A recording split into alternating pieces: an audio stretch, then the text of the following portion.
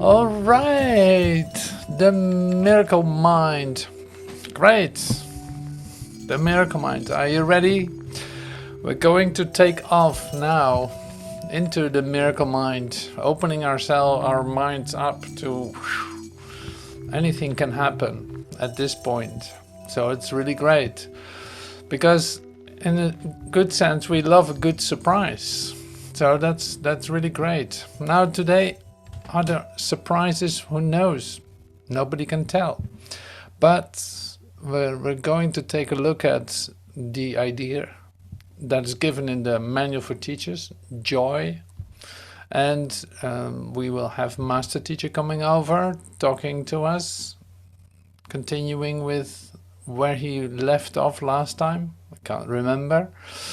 And we have the very specific part in the talk that we're taking a deeper look at, which is after the 50 miracle principles, actually the point where he starts to talk about the unhealed healer, trying to heal sick people with your sick mind.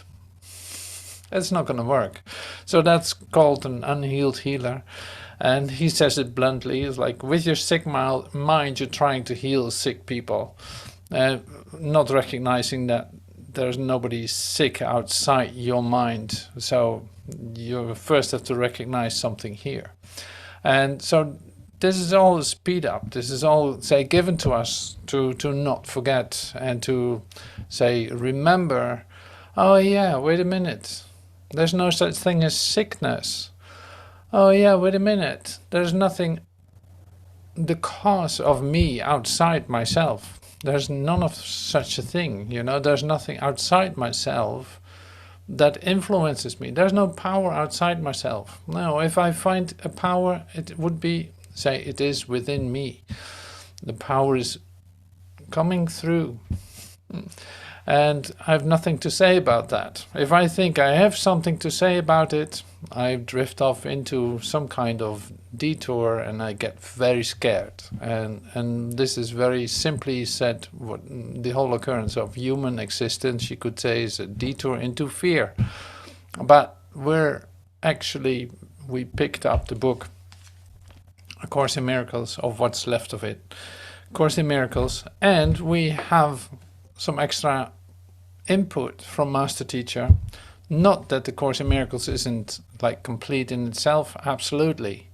But it's great to have some extra, say, whatever you can use to shake things up a little bit, to say like, hey, wait a minute, am I actually looking at that? Oh, I read this lesson always like this. Oh, it isn't like that. Oh, it's actually like this. And so there will be some aha moments in it for you if you say actually listen to what is being shared, because that might be one of the, say, revelations that takes place in you, or realizations. Let's call it realizations. You might have the realization that so far you might have just read things and heard things as being great ideas, like lovely to consider. Oh, that must be true. Oh, this is so great. That's so lovely to hear. Oh, that's so beautifully said. That is this, that is that. Without actually accepting it. So this part of accepting is the next step, like accepting the ideas. The trouble, you could say, the trouble with accepting ideas is that you cannot have opposing ideas to have peace of mind. You cannot have opposing ideas that you both accept. So here's where the trouble starts with your human frame of reference. Thinking in a certain way is like, yeah, that's what I'm used to. Now you have a new idea coming to you, like literally like, no, it's not this. It's not this, but I've learned that it is that way. What am I going to do with this idea? Well, let's keep it for a moment. And in the meantime, I will, say, try to get as much of the other ideas. But before I know it, it's like I'm serving two masters here. That's not going to work either. So I will have to let go of this, because I already know what is true. I recognized it for the truth of it. Of course, there's no such thing as sickness. If I'm whole and perfect the way that I'm created by God, I'm whole and perfect. Of course, there's no such thing as limitation, sickness, and disease and disaster. So that also means that when I take a look at the world, that the way that I see it, there cannot be anything real about that, because God did not create a disaster or disease or war. He did not do that. As being, say, the peace itself, being a whole part of peace itself, how can I possibly go to war? If I recognize that there's no opposing power outside myself, how can I go to war? I can't. I can only offer peace because that's what I am, not because of my good intentions. No, it's because of my being. Now here's an idea. Huh? You can receive that idea and say like, yeah, that's great. I love that idea about peace. No, it also means then you have to come to actually experience that, so that you know that that is what you are. Not that that's just a great idea. No, it's what you are. It makes it impossible for you to attack. It makes it impossible for you to go to war, you could say. Now this is really huge. And so the idea was, I cannot serve two masters. Like I cannot have this, keep that under my arm, like, and in the meantime trying to get as many beautiful ideas to lift myself up a little bit, and then yeah, bringing back my old ideas. And it's like, okay, well, that's not so bad. I'm not in too much pain. It's okay. I can handle this.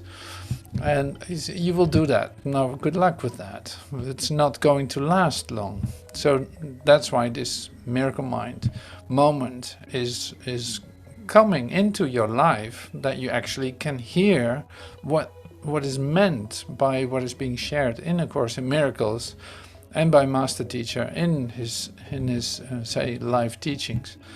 So it's you could say it's non-compromising. There's no compromise in it.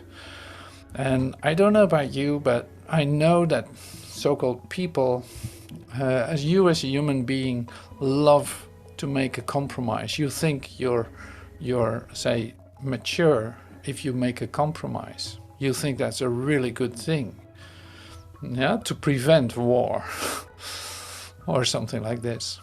So now you have to say agree with a so-called opposing power to come to the middle of the road and thinking that you're okay staying there. It's totally impossible. So that's not going to work.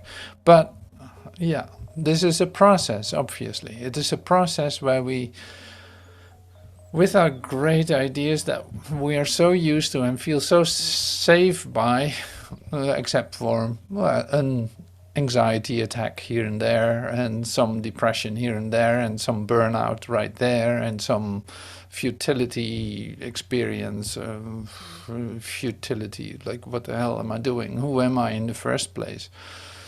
Kind of experience, and getting actually to the end of that, saying I cannot do it any longer like this. Like this does not make sense. This does not make sense. And so today we also look at the idea then of the unhealed healer, not knowing who I am, diagnosing someone, thinking that he's outside of me, recognizing this person is in pain, we need to do this and this to alleviate this person from the pain. I'm going to do an intervention to actually do something about this person out there because he's in pain. It is quite common in the world that I have perceived to do it like that. Like, that's very common. You go to a doctor, for instance, and the doctor tells you this and this is the case. And it's like, wow, I was very scared to hear that. That was the last thing I want to hear. But it's actually a diagnosis And so the doctor said it, so you believe it, what he says. The doctor on his own terms does not know who he is, thinks that you are outside of you, and comes up with a solution that has no reference to anything, because this place is over. I'm seeing the past, right? In lesson 7, I'm seeing only the past. There's no exception to that in this world. There's no exception to it. I see, like, these thoughts are images that I've made. They have no reality. They're actually meaningless, because the place where I perceive the problem is not real. Now here I can study as long as I want and be as scientific as I feel to, but here am I going to state a diagnosis in a place that isn't real, and I think I'm actually doing the right thing. Well, what can I say?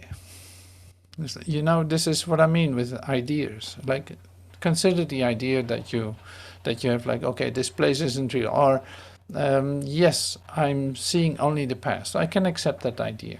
No. Accepting the idea means that you actually start to see it for what it is, in the place where you actually are perceiving it. None of this is so. And no, it is not what you think it is. No, there is no solution to this place, because the place where you perceive it isn't real. We hear this from Joel Goldsmith too. I bring him in now and then. It's like, Joel tells us this too. It's like, where you perceive the problem, on that level, will never be the solution. He doesn't go as far as to say, like, because this place is over. But yeah, this is what happens. Anyway, so it's like, okay, well, here we are. This is our situation as a human being, thinking that there's somebody outside of us who has pain, and we think it has nothing to do with us, with you, with me. I think there's somebody out there having pain, and I think it has nothing to do with me. Now, in our awakening, you came this far because you recognize the pain of my brother is my own pain. There's no exception to that. Like, your pain is my pain. This is how actually your transformation might very well have started. And there's nothing I can do about it. Wow, that's a crazy situation. That's not, what to do with that. All right, so here is actually where we step into with what I'm going to share with you. So when we come to the joy part at the end of the meeting, so if you want to really have like an uplifting part, you should wait till the end of the recording or meeting. Stay right here, in other words. It will come, but we have to go through something here. See, the enlightenment of you, this is, you could say this is eventually where we end up in this meeting too. It's like when we go through these slides, we end up to the sentence, the enlightenment of you. But we first go through a couple of things here. So the unhealed healer, you are determined in your perceptual mind that you can alleviate the pain that is apparently outside of you, without the admission that you are the cause of the pain. Whether you see it outside of you, whether you experience it yourself, all of this. Like, not to hurt yourself more, to punish yourself with the idea that I'm the cause of the pain. No, you just state where the cause is of it. If you are the cause of the pain, it cannot be alleviated by changing effects, right? So if you're the cause of the pain, it cannot be alleviated by changing effects outside of you, that you see like, oh, this person is in pain, I'm going to repair it, so this person is no longer in pain. Like, no. You perceived pain. It cannot be alleviated by changing the effects. You must change the cause of it in your own mind. And that's a service to God, not to man. So you don't have to say, give that service to man directly outside of you, thinking that something needs to be repaired. No, you first have to, you could say, like, give service to God, give it to God.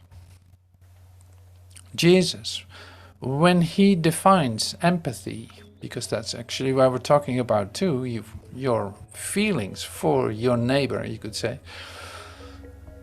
Jesus, when he defines empathy, he says, you don't know what empathy is. Empathy is a total recognition of our godliness, not an association of a falsity in an attempt to heal the sick through your own sick mind, thinking that there's something outside of you that can suffer. Do you feel the pain of your brother? You must feel the pain of your brother in order to be a savior. Otherwise, hey, nothing happens. The necessity for saviorship is to feel your brother's pain totally. That's a fact.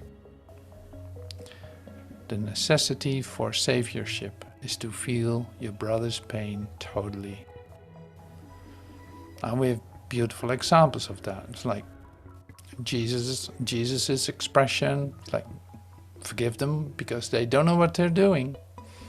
Did he feel the pain of them? Yes, absolutely. So that's a fact. If you want to be a savior of your world, you have to allow yourself to feel your brother's pain totally. Not continuously, but for one moment, totally. As long as you reject your brother's pain from you, you can't feel the pain of your own mind.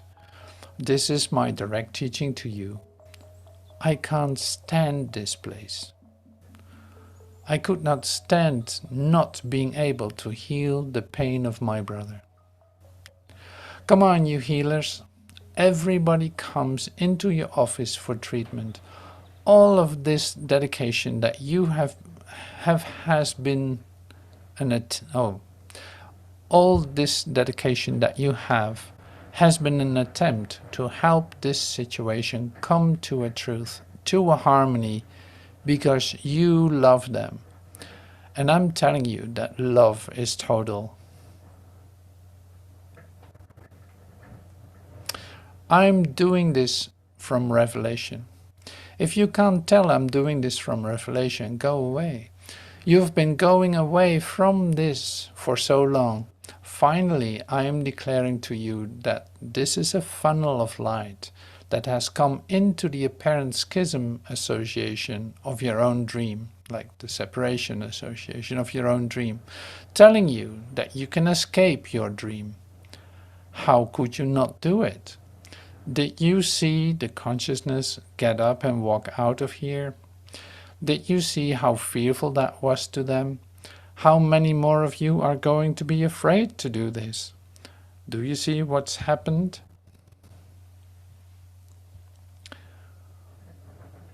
Escaping your dream. How could you not do it, right? So it's like, yeah, we have a little issue here. It's like, how actually can you escape out of your own dream? How can you wake up out of it? How can you do that? Well, here's one way to do it. Allow yourself to feel the pain of your brother. See, it's like I said, it's like allowing to feel the pain of your brother. It is not that you continuously are like bringing all that pain in and suffer through it or whatever. It's like, no, this is about a recognition. It's feeling that pain for just a moment, letting that be total, and allow it to change. Allow it to change. Always this. It's always coming to that point. But if I avoid it, then nothing happens. Then I have not felt it. And this is the last thing you want to do, because it is painful. It is painful. But if you dive in it for just that moment, you feel the release of that burden, you could say. That's where actually the healing takes place. And you get beautiful opportunities for that.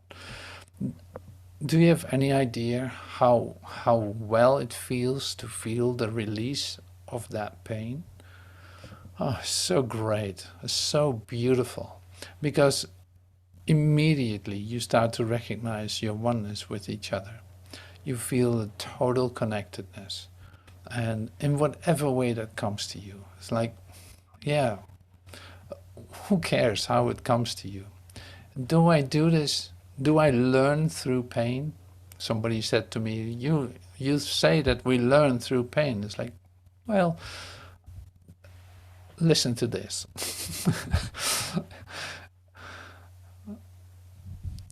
Allowing yourself to feel the pain is not learning by pain. No, recognizing it, starting to see it for what it is. And that is my ideas about it.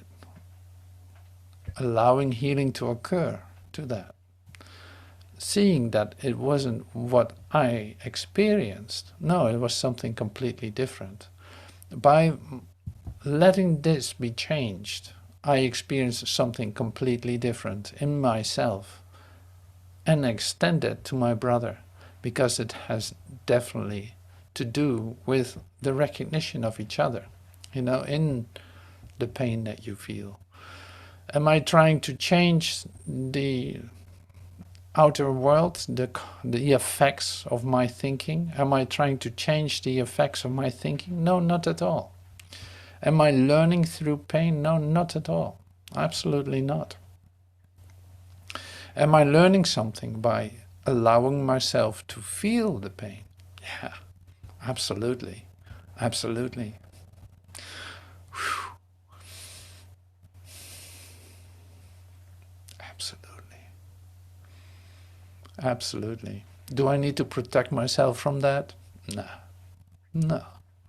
Am I completely supported in that moment that I allow myself to do that? Well, look at this. I'm doing it right now. Am I protecting myself? No.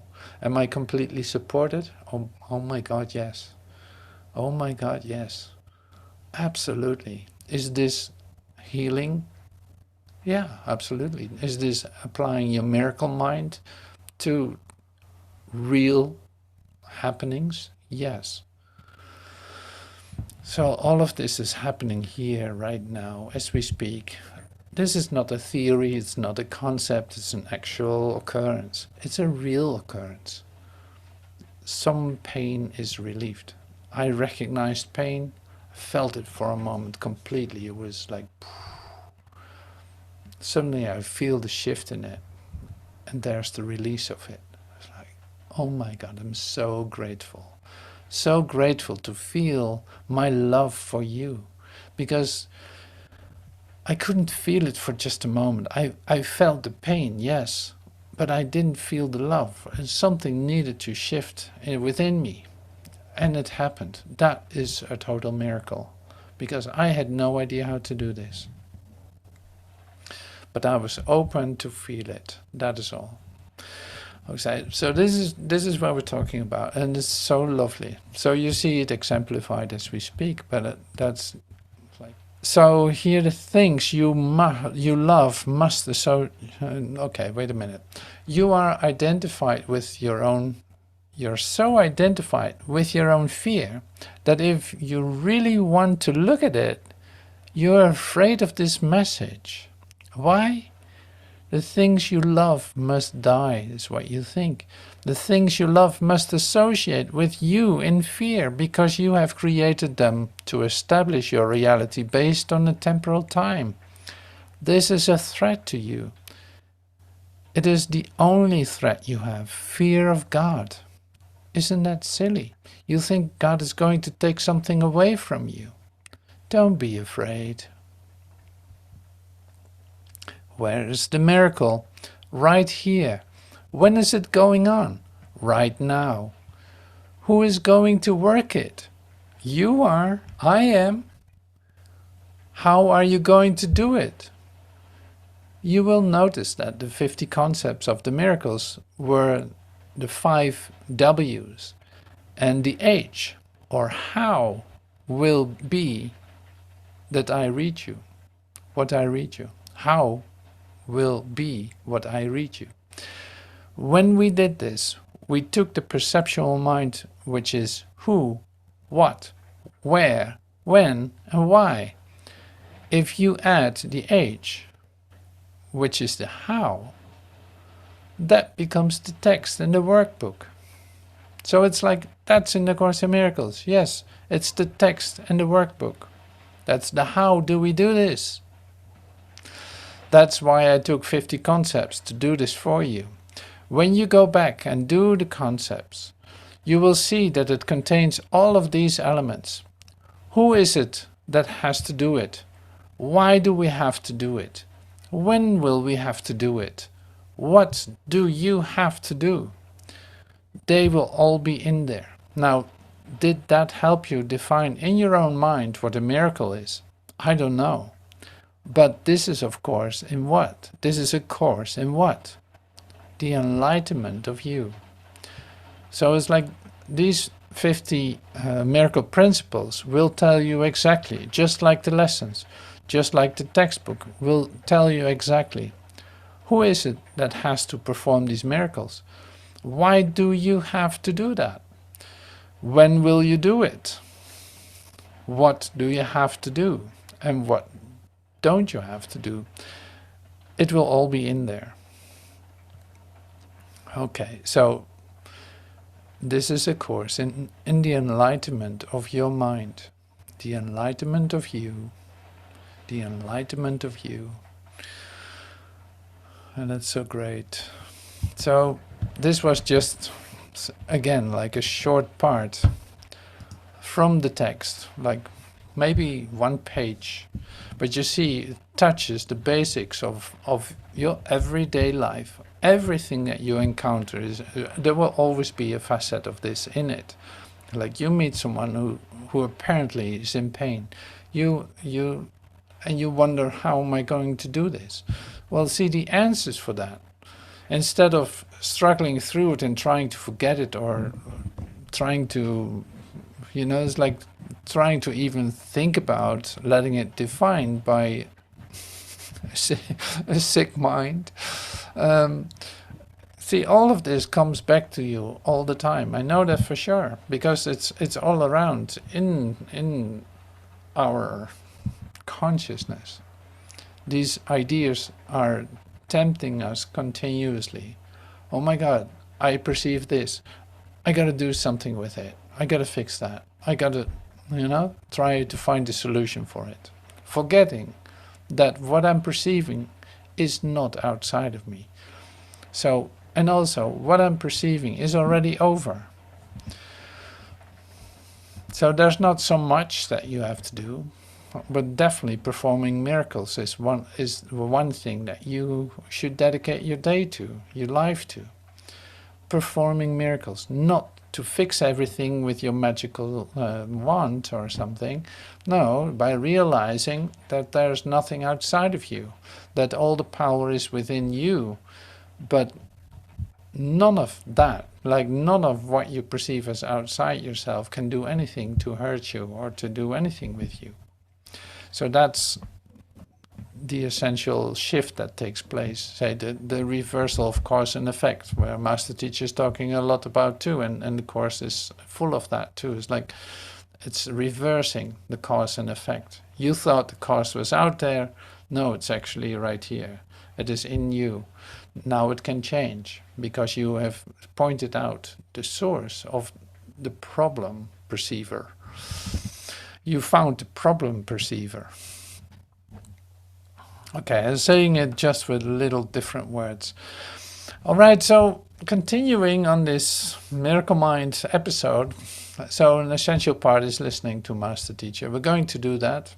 After that, I'm coming back with the manual for teachers, and then specifically the segment of characteristics of the teachers of God, and then the joy part. Are you happy about this being so? Yeah. Huh? There's a point in the Course where Jesus says, how come you're not, really happy? This is your freedom. See, the happier you become about this, the closer you are to the end of time. Isn't that so?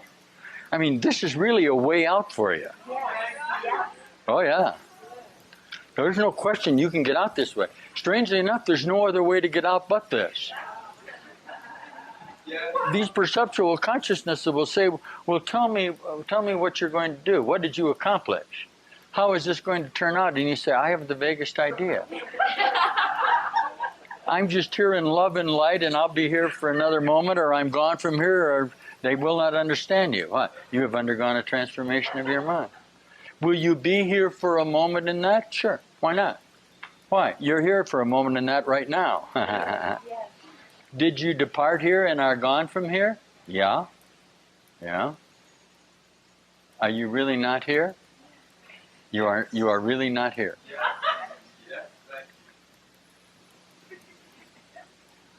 You know why you are not here? This is nowhere. How long did this last? Just a moment. This is a place where you come to discover that you didn't have to be here. This is a place where you came to die. You used to make it a long time. You used to make it 10 million years, and then you made it 80 years in this lifetime, didn't you? But it was always just a moment. And this was the moment when you decided that time would end. Yes. So time is ending.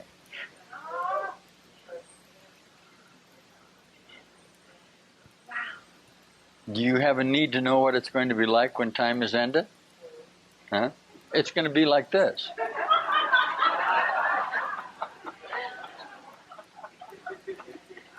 If you need to ask. Is this okay with you? Well, not exactly. Well, then, You see? Expect God now. This is all we teach. See, this shift that's come about in you cannot be described by future associations. It's a now condition. It's a condition of, hey, I'm the whole universe. I'm sitting here in peace and joy and happiness. Nothing can threaten me and I cannot die. Now, if you tell that to consciousness, he's liable to say, you're a liar, you can too die, and he'll kill you to prove it. Okay? That has nothing to do with what we're teaching. He's always killed you to prove his reality. There are only dead ones here. They kill themselves in their own associations, but they never die. Isn't that funny? You're always crucifying the Christ. Isn't that amazing, isn't it? The proof of life here is death. Okay, what are you going to do now? Okay, I'm telling you that you're eternal, and that you can't die, and that you're perfect, and that you're in heaven, and that you're very happy, and this never happened, and it's not real. How do you feel about that? All right. Well, then you'll be in heaven. Huh?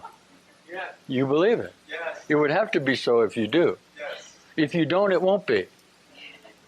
But remember, there's only your own mind with this now. There's not another mind connected to it. I know you're going to go out and collect these dark ones that I just read you, and they're going to authenticate you, aren't they? Why? You told them to. Yes. Yes. You told them your name was Mary. You told them their name was Joe. You want to share that limited association, Adam and Eve. Yes. Who did you think you were? If you weren't Adam and Eve, that's who you are. And you left the garden. And you're in the land of Nod. You only got just outside the gate. You never went anywhere. All of this has just been your own split mind.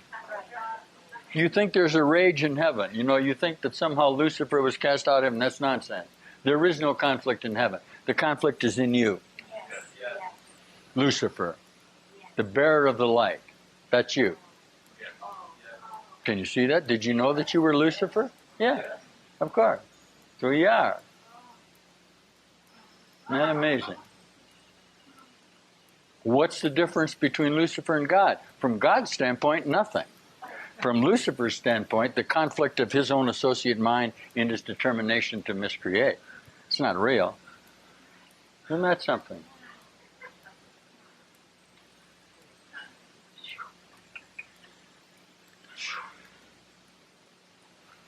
This is a very broad associate batch because when you do the Christian message, you guys are nothing but Christian memories. You've got a lot of associations of crucifixion, resurrection, torture, all the things that have gone on, okay, in your established denial, and also the other side of you that has been determined to get this in your schizophrenic mind. Every memory that there has ever been of all humans that have ever been inhabited the earth is contained in you. You are nothing but a bag of memories. Now you're going to take all those memories and not be in conflict with yourself. Isn't that astonishing? The Akashic record. That's, you can go into that warehouse and you find everything you want in there. But don't keep the warehouse separate from yourself. Go into your own library, and then there's no frame of reference outside of you to identify yourself. Okay? You jumped into your own thoughts. Now there's nothing to know you're here, therefore you're eternal. You've lost your perceptual association with yourself. You express that as loss of self. We express it as finding yourself, of becoming whole. I was lost and now I'm found. Amazing grace.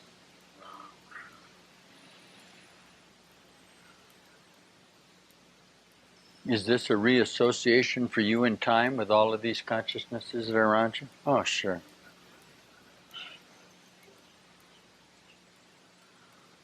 This Gaelic energy, this Irish energy you're feeling is St. Paddy's Day energy. Can you feel it? All of you are Irish. You populated Europe for 400 years. All of the priests, all of the nuns, all of the priests were all Gaelic. We're all came out of the Druin Association of Christhood. Came out of the ancient wisdom of Druinism. Of course. The story is a twice-told tale. It just keeps getting repeated. And you have a perfect memory of this in your mind. I don't want to take anything away from you. I want to give you all of this. Just don't judge it. Just accept it as a part of you. Okay? All power is given unto you in heaven and earth. And there's nothing that you can't do.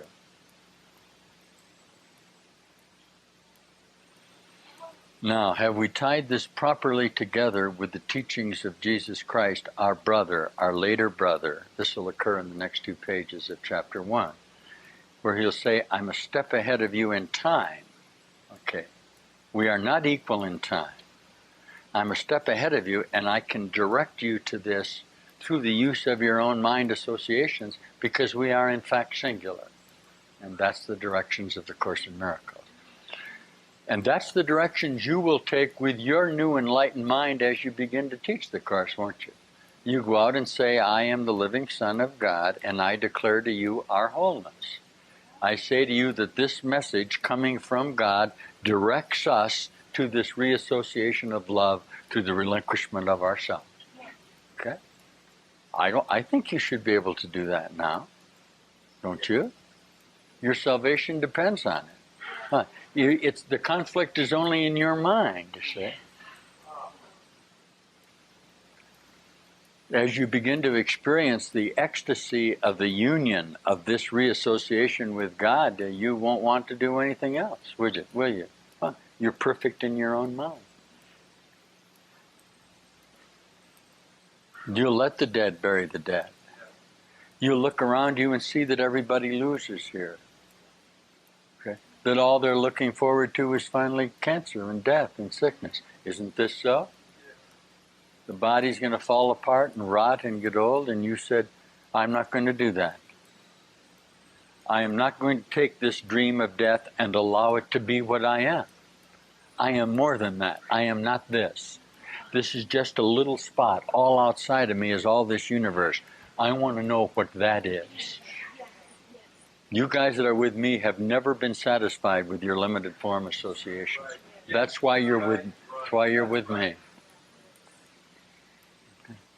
You've been forced into a mold of limited perceptual identity. You are in fact a transforming creature. You are ahead in your own time associations. Okay? And that's why you're here. Jesus says you're very early. Okay, and you are early, but it's never too early. That's a direct sentence. Why? You know about it. Okay, there's no reason why you can't do this, and did do this. Time is a sleight of hand. Okay? The time you chose is now, and this is the time it always happened.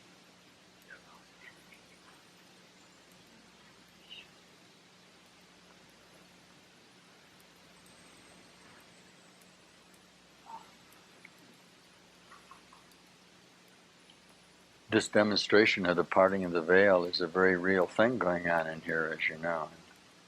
Those of you listening to this tape, I hope that you can feel the joy that's going on in these consciousnesses in their dedication to the scripture of this reassociation. They found a way out of their dilemma. That's what this is.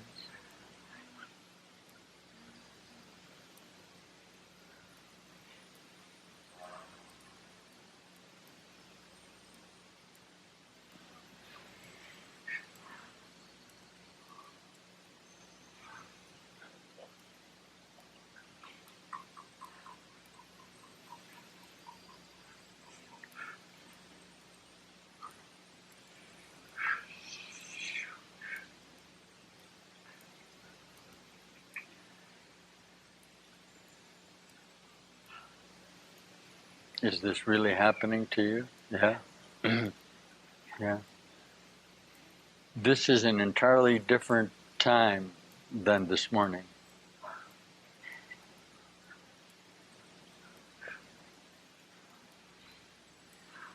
See? This whole reassociation is much later on in time. And you say, well, we appear to be doing the same thing. You'll always be doing the same thing. This is all that you do all the time. You never do anything but this. Some of you really hear me when I do this. This is all you can ever do. You can do this later in time. As I read you this morning, you can't choose the curriculum, okay? Why? Because the curriculum is all that you ever do. But you said, this is all that I can ever do, so you brought time together rather than futurizing possibilities.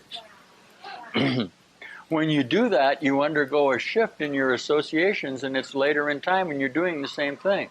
You're still you, you're just a different you, but you can't tell the difference because you've lost your capacity for separate associate identities.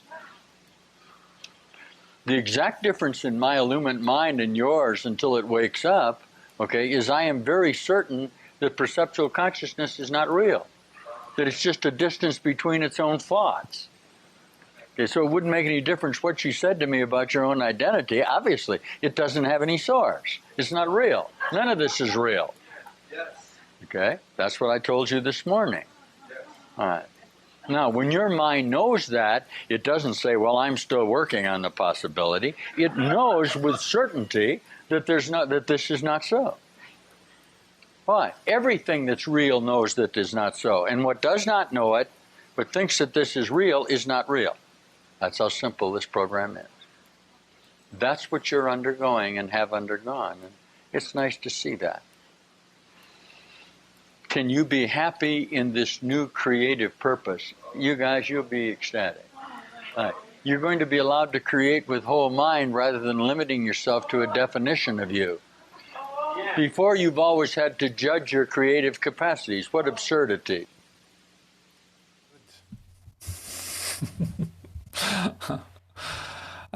So we're in the direction of happiness, joy, that actually this is going to bring something good. So yeah, stick with it, and it might be revealed to you.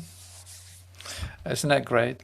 There's like, yeah, how will it be? It will be the same, and yeah, but different, and it will be ecstatic. It will be different. And what do I need to do for that? Yeah, well, we have heard that now, what we have to do for it. It's like you're in the middle of the program.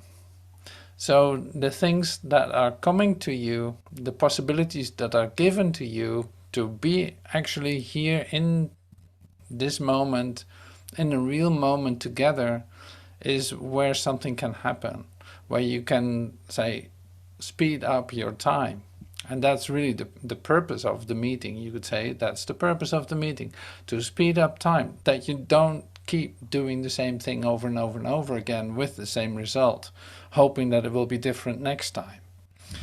So the joy part in the manual for teachers is something that we're going to take a look at now.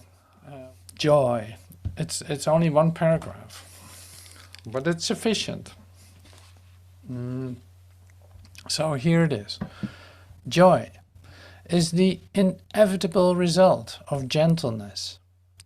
Gentleness means that fear is now impossible, and what could come to interfere with joy? The open hands of gentleness are always filled.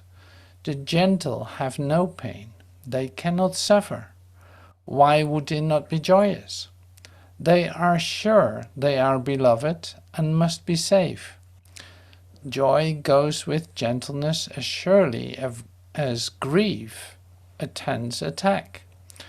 God's teachers trust in him, and they are sure his teacher goes before them, making sure no harm can come to them.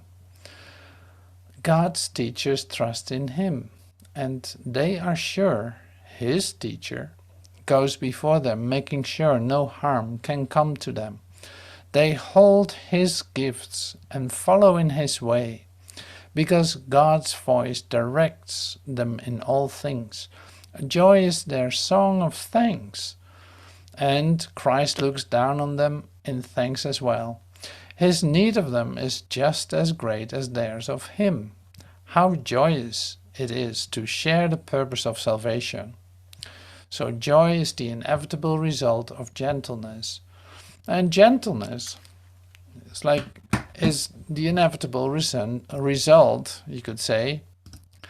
If we go back to a couple of characteristics, it's like joy is the inevitable result of gentleness. Gentleness, on the other hand, is say, the inevitable result of, say, true honesty. What you say, what you do, what you think is one thing. And all these characteristics are based on the fundament of trust. Say, the trust in the certainty of what you have discovered yourself to be, in the truth of who you are. It's like going through all these steps. Remember those? It's like you have a period of, say, when you think that the whole world is falling apart, that there's an incredible sacrifice being asked of you in this transformational process, thinking that you really have to give up the desirable and your heart is torn apart. For instance, that's one of the phases. Then you're sorting out, like, no, this is helpful, that's not helpful. Yeah, I got my whole thing organized here. Now I know how to live. And then boom, you walk up against something and you see that your own sorting out didn't make any sense. So you actually start to do the lessons, you could say. You finally start to do the lessons as they're supposed to be done. Finally, you allow, say, the voice to speak to you in order to receive the guidance that you need, because you have no idea what is right and what isn't right, and what is helpful and what is not helpful. Coming to that, staying in that process for a while, for a moment of like a relative peaceful moment, as it was said, like in phase 4 of just about, there seems to be like a nice quiet stretch that can take a while, where you think like everything is just going really well here. Like integrating the teaching, seeing the value of it for yourself, like, oh yeah, this has total value to me, that's why I cannot stop demonstrating it. So this phase is happening too. Then there's say a moment of shaking up again. And then finally you come into a phase of, say, this is confirmed in me, this is settling in me. There's an accomplishment that is taking place. I'm like there's nothing else left to disturb it, you could say. In that, you're ready for the next step. That was honesty. It's like what you say, what you do, and what you think is one thing. There's no conflict between it. So then we go back. You become gentle. Like gentleness is an inevitable result. Then you have the joy, and an inevitable result of the gentleness, and so on. So who knows what the next one is? I forgot to look at it. It's like all these aspects. We have seen parts of it already in, say, in previous. It's like the 12 steps to Christ vision. Some of this came into that too. So that was temporarily. It was an e-learning that disappeared from the plane, but it's still available. Like it's still available in aspects of it. 12 steps to Christ vision. Which is a great idea.